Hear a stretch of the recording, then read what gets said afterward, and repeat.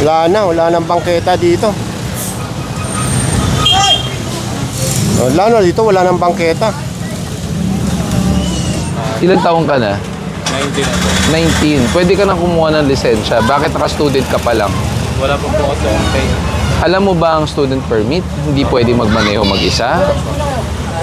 Dahan-dahan, baka magasgasan ha.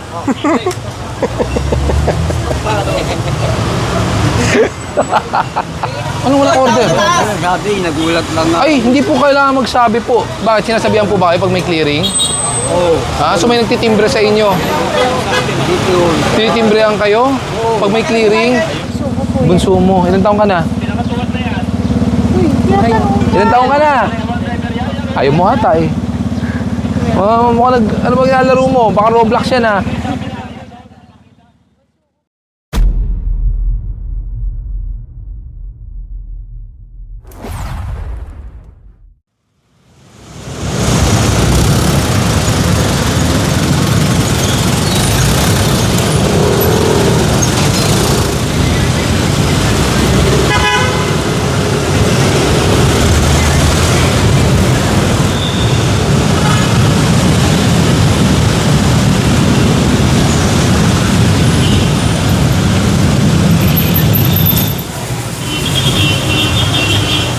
Magmula doon sa may Plaza Dilao, kumana ng Quirino Avenue.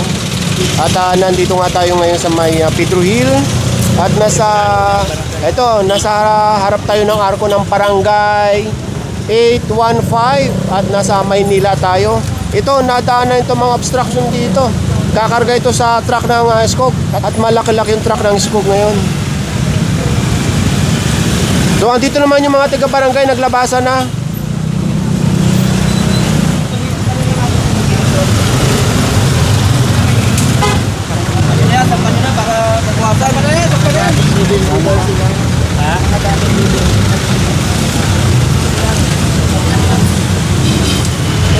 Ito namang sasakyan na ito, umaandar daw. Ngayon, aantayin natin nga umandar. Pagka hindi umandar ito, mahahatak ayon sa MMDA.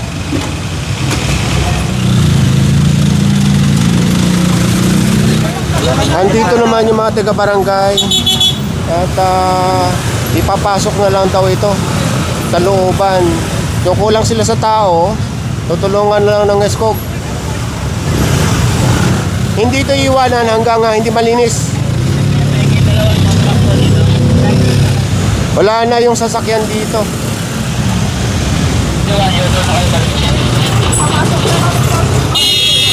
So truck, ito isang motor dito, kunin nyo na. May motor dito, hindi pa kinukuha, kunin nyo na to. Yung isang tulungan ng tow truck, dito muna dito sa may barangay. Hi guys!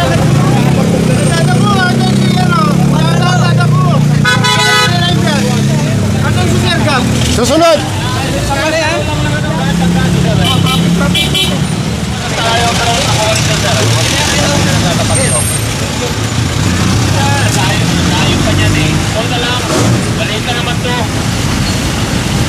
Ito kanina pa ito. Sasampa na ito sa tow truck.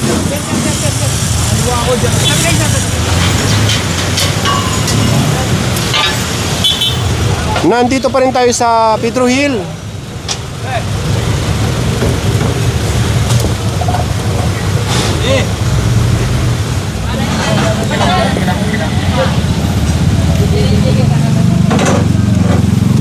Magmula dito sa Pedro Hill, kakaanan ng Pasig Line. Nandito na tayo ngayon sa kanto ng Pedro Hill, sa kanang Pasig Line. Kakaanan tayo. Nagalaw na ito ayon sa tumikit na enforcer. Kaya yung gulong ng sasakyan nasa kalsada na. Pero yung ayon sa enforcer, nandito yung yung hulihan ng kotse nakaharang sa sidewalk. Yes, okay.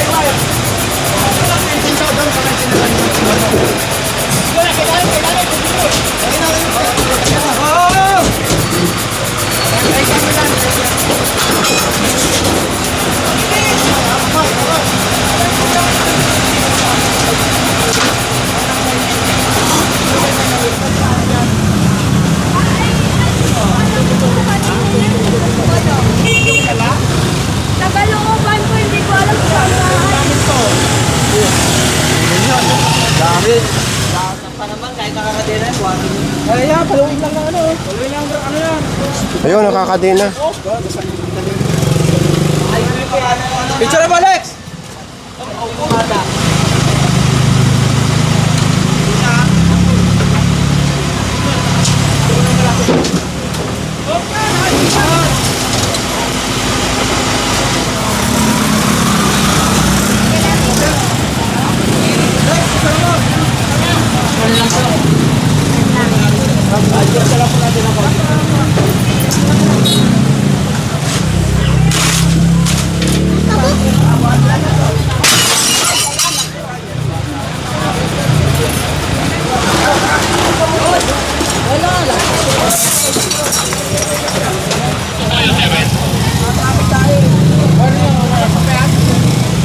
Natanggal na yung trapal dito na naka-cover sa bubong. Kung makikita nyo, yung pagitan ng pader na kung saan yan ang pinaka-boundary. Ayun, yung pagitan ng pader saka ng poste, nilagyan nila ng structure ng kanilang mga paninda. Tagos yan dito.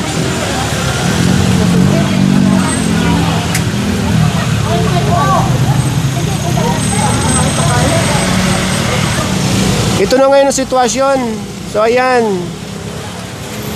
Dahil walang katulong si nanay sa kanyang sa malamig, sila na mag-aayos. Malibre lang ito. Kaya na, hindi makita yan. Okay, tara na. Magmula sa pagpasok natin sa Pasig Line, dalawang nahatak. Karamihan yung mga obstruction sa bangketa ang nililinis. Hanggang ano ito, Sobel, ang Tagos ang lilinisin. Good morning, good morning. Talipapa na to. Wala nang bangketa dito.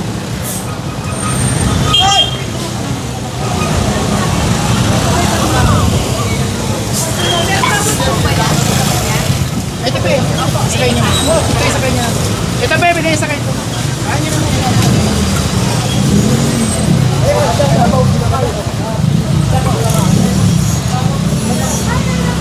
Hello, good morning, good morning. Lalo dito, wala nang bangketa.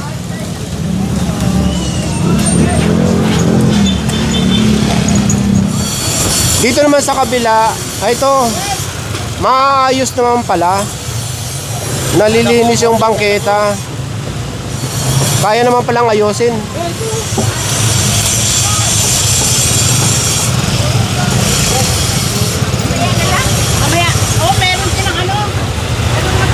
Katulad niyan, no.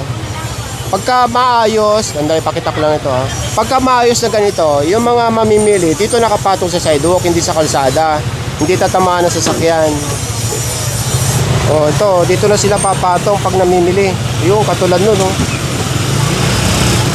Bukod sa nililinis yung bangketa, katulad doon sa kabila, ito kung mapapansin nyo, kung mataas ang truck, tatama. Ngayon pag tinamaan yan, babagsak at posibleng makadisgrasya ng mga mamimili or mga dumadaan na tao sa kalsada or bangketa.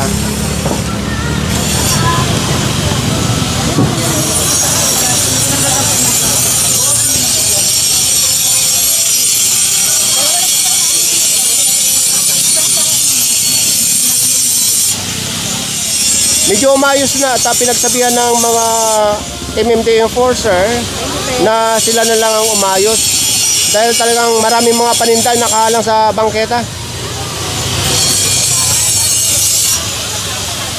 Okay, tara. Nasa Pasig Line pa rin tayo. Ang dami mga naabutan dito, nakahambalang. Vic, patikita mo nga yan. Pati yung tricycle. Patikita mo.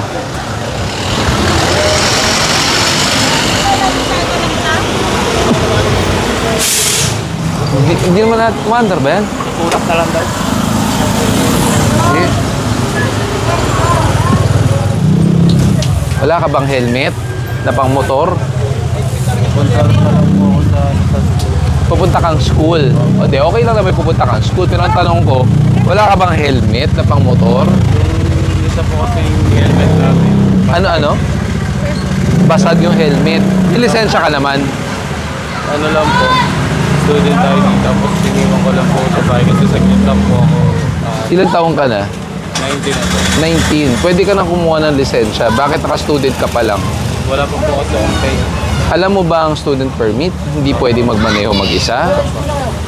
Paano po yan? Tapos naka-nutshell ka pa. Ano license? Student lang eh. Pati nga yung student mo. Nasa... Hindi mo rin dala. Ba't di mo dala? Kasi ang akala ko po, Akala mo? saglit lang po kasi talaga ako.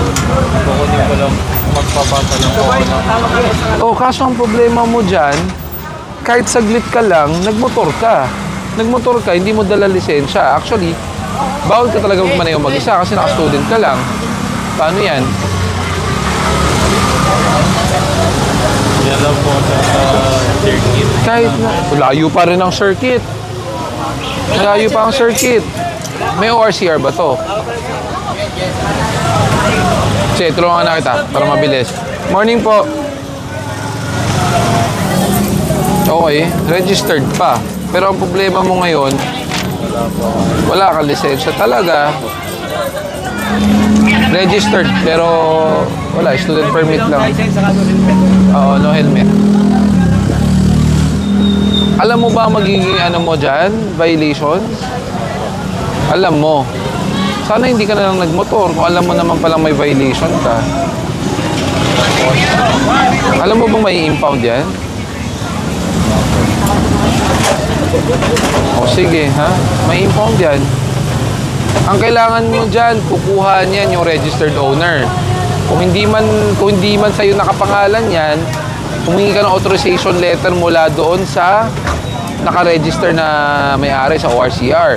Ngayon, since bawal ka magmaneho, humanap ka ng merong non-pro o kaya pro na lisensya para maiuwi yan. Kahit ngayon po, dyan lang po ako sa passenger. Hindi, ang problema nga, lumabas ka, wala kang dalang lisensya. Tapos naka-nutshell ka pa. Alam mong bawal din yung helmet mo?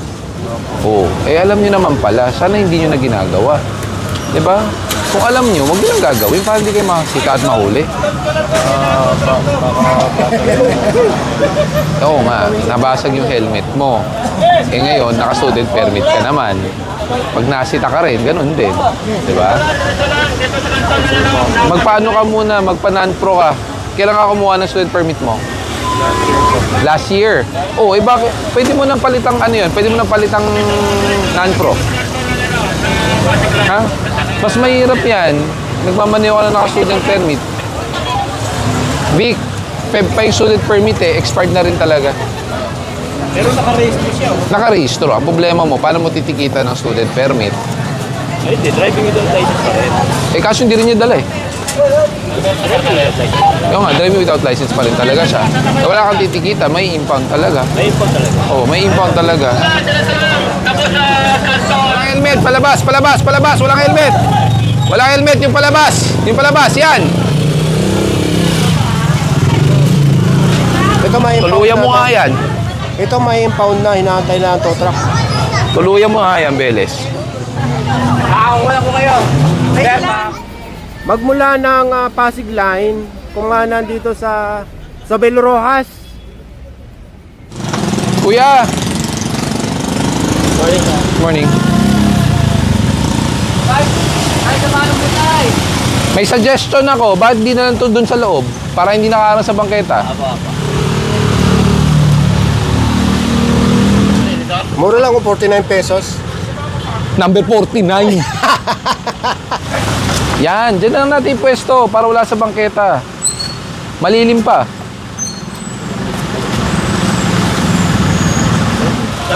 Morning po. Morning. Ayaw nyo bang nandun na lang kayo sa loob para hindi yung pag may clearing, nagmamadali kayo mag-ayos. Lagay nyo na lang doon sa loob para kahit may clearing, hindi kayo nagmamadali. Sino na kayo ba? Pasok nyo doon. Ay, hindi po ako yun. Senador po yun.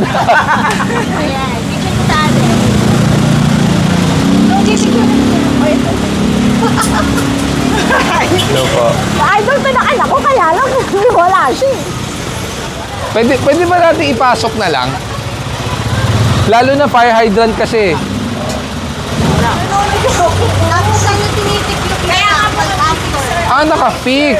Tapos tinitiklop niya ng after. Yung ang bibig agad dad. Bigyan ko kayo ng 1 linggo, ayusin nyo to. Kasi hindi po pwede ganun kalawak yung sasakupin nyo. Ha? Pagbalik ko, pag andyan yan, gigibain ko ha. Ayusin nyo kahit hanggang dito man lang. Ito, ayan. Ha? Wala dapat to. Okay? Isang layer, wala. Sige po.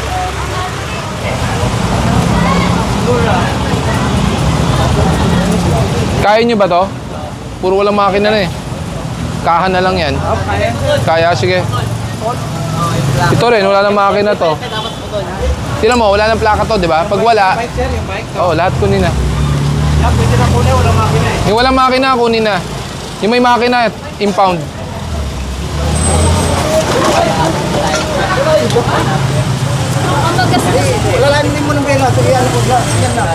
Dahan-dahan, baka magasgasan ha.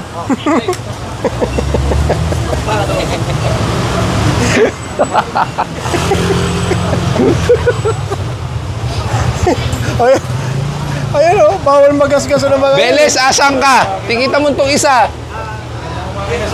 Wala rin ba to? Ito meron eh. Ay, ano ba to? Maandar ba to? Sa tingin ko hindi umaandar to eh.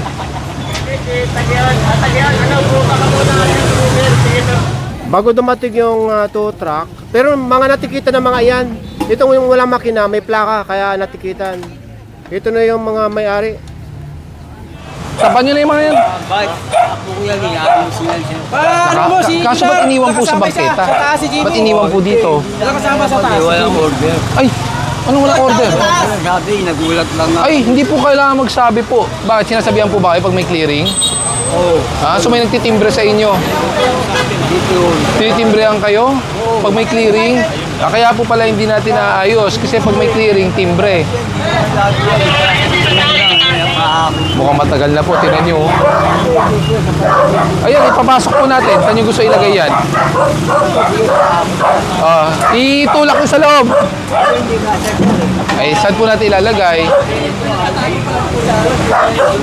May laman ba? Hindi naman ginagamit yan. Wala ba kayong paglalagyan?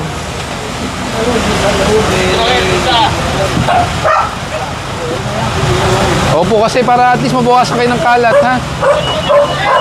Kunin na daw. Yung bike po, sa inyo. Kunin nyo na. Kunin nyo na po yan. Sira-sira na rin eh. Sira na po. Bigay mo yung bike.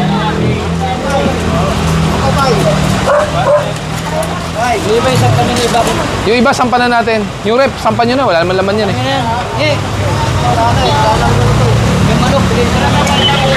Iwan nyo yung manok. Iwan po yan. Huwag po kayo mag-alala.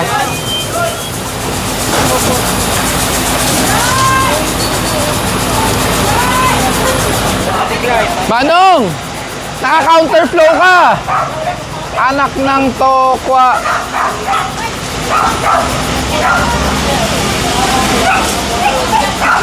Wala pang plaka. Gusto.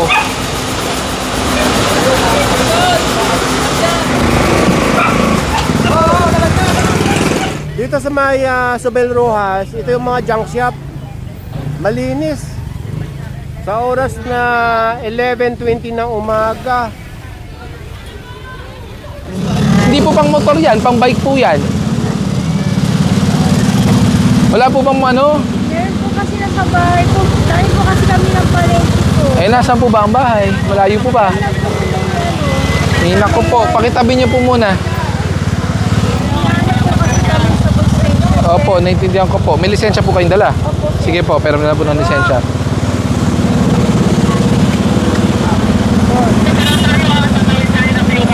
Bakit po, hindi nakapag-helmet? Anak niyo po ba? Opo, alam ko po. May ORCR naman po yan. Meron. Hindi ko na sisilipin, ha? Bumili po kasi kami galing ng palengke lang ito, sir. Oo. Tapos po ako sa trabaho. Sa laundry po kasi ako nagtatrabaho. Sa laundry. Pero dapat po may helmet to. Tapos yung helmet niya, nasa na? Pang bike po yan. Hindi po yan pang motor. Isang ganito kaso, nagmamadali kasi ako sa papasok po ko sa trabaho. Kaya yun na po yung ano sir. Alam niyo po ba magkano ang violation ng walang helmet? Magkano?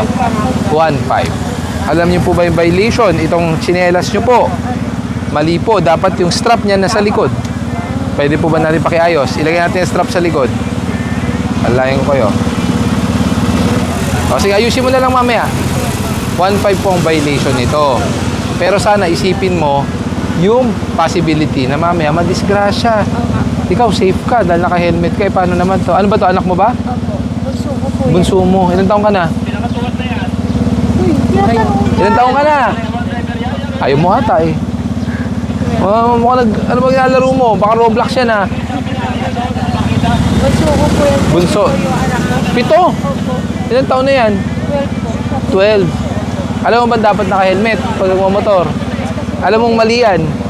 O, alam niya. Ay, ikaw talaga, nay. Kasi lang po sir. Ano nga po? Ayoko. Patitikitan kita. Patitikita kita ng bagong helmet. Bigyan mo nga ng helmet to. Kesa naman matikita ka, 1.5. Opo, thank you po sir. Hirap kasi binibili ko lang sa Naiintindihan ko naman, pero sana isipin nyo pa rin yung kapakanan, di ba? Lalo na yun, pang bisikleta yan. Sino ba gumagamit yan? ano po, yung may bike din po. Ah, may bike din. O yan, para sa bike. Ito, para sa motor. Ah, hawakan mo to, ma'am. Halika, para habang bata ka, may helmet ka na. Ayan. Ayaw magpalabas ng helmet, ha? Ang ganda. Pustahan tayo, kukunin ng nanay mo to. Oh. Oh, ano gusto mo? Oh, tira mo? Ata, subukan natin. Tanggalin natin yung mga sticker.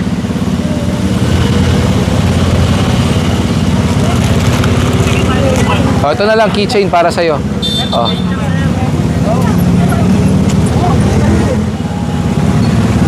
Oh. Marunong ka ba magsuot ng helmet? Nag-aaral na nga po mag-drive. Dapat po, Yan.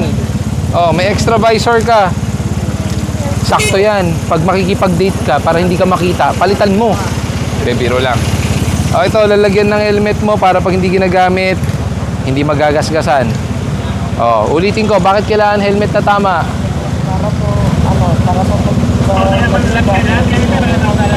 Yan, para pang disgrasya. Pero wala natin isipin ang disgrasya, ha? Tigilan mo yung pag-Roblox mo. Sige na po. Sige na. Ingat po kayo.